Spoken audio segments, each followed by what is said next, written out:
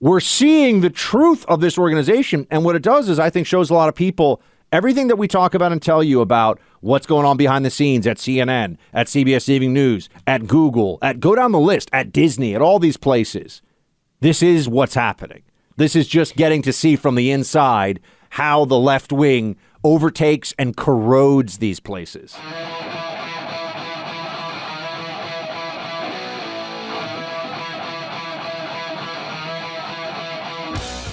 I know whenever people in the media talk about Twitter, there might be a moment you're like, I'm not even on Twitter. Yeah, but you have to keep in mind here that this is a $44 billion acquisition and that this is one of the libs. So just take some joy. Be thankful for the fact that, if nothing else, Elon Musk's acquisition of Twitter is melting the libs left and right. They are losing their minds about this. Because this used to be a place where not only could they suppress their political opponents, people like me and Clay and others, but it's a place where they got to have their way, feel like they were more important and influential than they really are, and create a rigged game for their ideas and their self-perception. I mean, Twitter really was a narcissism playground for blue check libs for a long time, and they never had to worry about people who would oppose them being able to be platformed the same way, because it would be, what you're doing is violence, or they would find some way to shut it down. The Washington Post is now on a full-on jihad against the overtaking here of Twitter by Elon Musk. They're doing everything they can.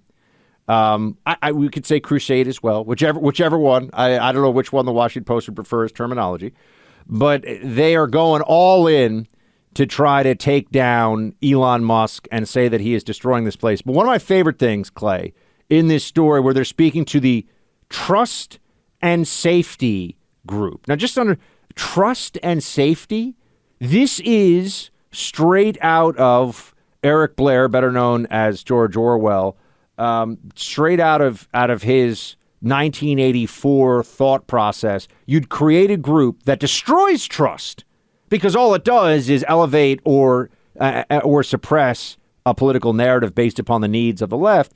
And you'd say it's for about trust and about safety. So you got to trust them, and they're keeping you safe. He's essentially obliterated most of that group, and they're freaking out about this. They're trying to pressure advertisers to leave.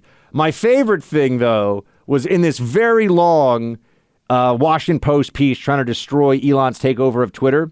They wrote this under the headline, "The Wheels Come Off." In violation of Twitter's longstanding practice of encouraging reusable water bottles, tables in the war room were dotted with buckets of Voss water.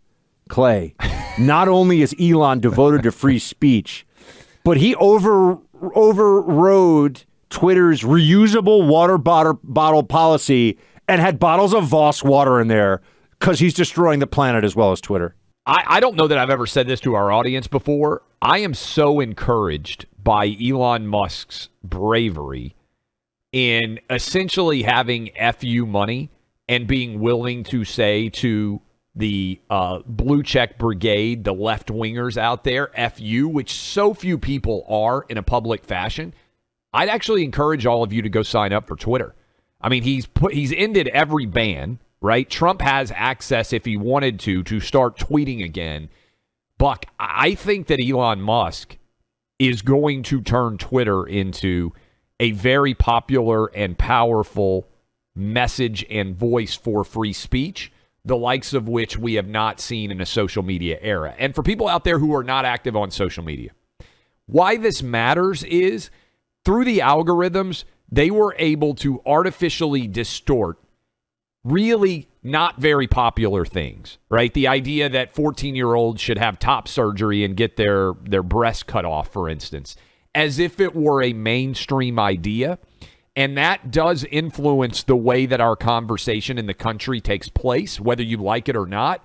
That's dying, I think, in a big way, and it's going to become more rational and more realistic. And the more of you out there listening right now that pour in and start letting your voices be heard, the more rational and real Twitter becomes. The trust and safety team kicked Jordan Peterson, of all people, off of Twitter because he referred to Elliot Page by the original name that individual had was Ellen Page, right? I actually forget. Ellen Page, I think. Ellen Page, the actress. Nominated for an Oscar, I believe, yeah, for Juno, if I remember. What was the movie with... Juno, I think. Juno, right? thank you. Really yeah, good. for Juno. Yeah. And they kicked him off for that, for dead naming.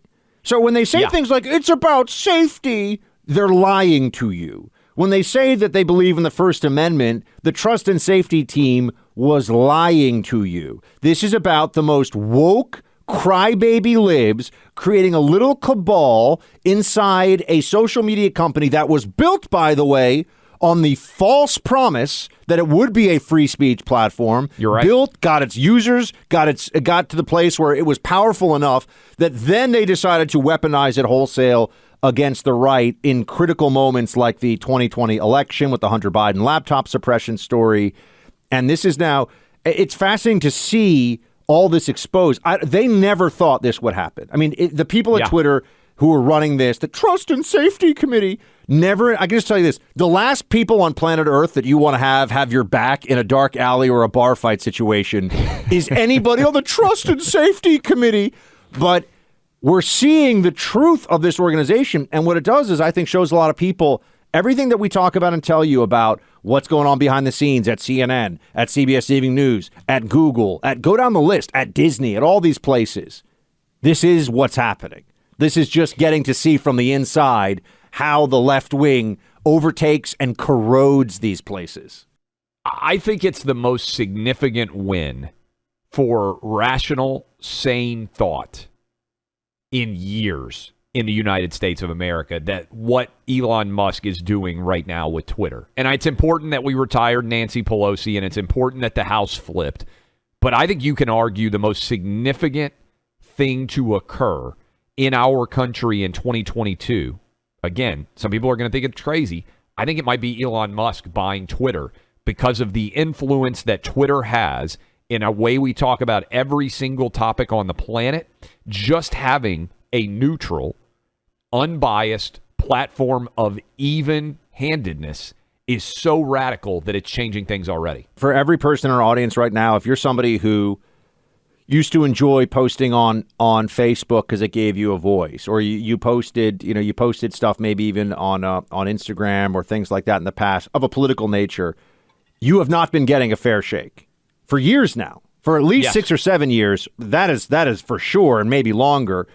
You can now get a fair shake. We believe, we have to see how this plays out, on Twitter, where you can actually have a voice, and it's up to the users, it's up to other human beings, whether they want to like it, share it, follow you, all those other things. And it's not literally a group of crybaby libs sitting in a room going, oh, your thoughts make me scared, so you can't actually say that. And by the way, I would say this too, Buck. If you are out there and you're like, I'm too busy to get on Twitter, I don't want to spend time worrying about it, I understand that aspect too. You can follow Buck or I at Clay Travis, at Buck Sexton. Just at the end of the day, you're like, hey, I listen to these guys during the day. Let me see what they have tweeted during the course of the day. Or you want to check in every couple of days and just see what stories are out there that we may not get to on the radio show.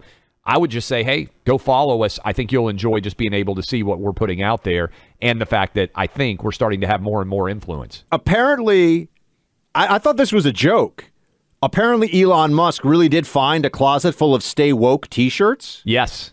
That's real? I honestly thought that was a Babylon Bee, back in action, headline. That is crazy, but not surprising. Yeah. Very funny and real, and a sign of how broken Twitter was before Elon Musk bought it in terms of the marketplace of ideas.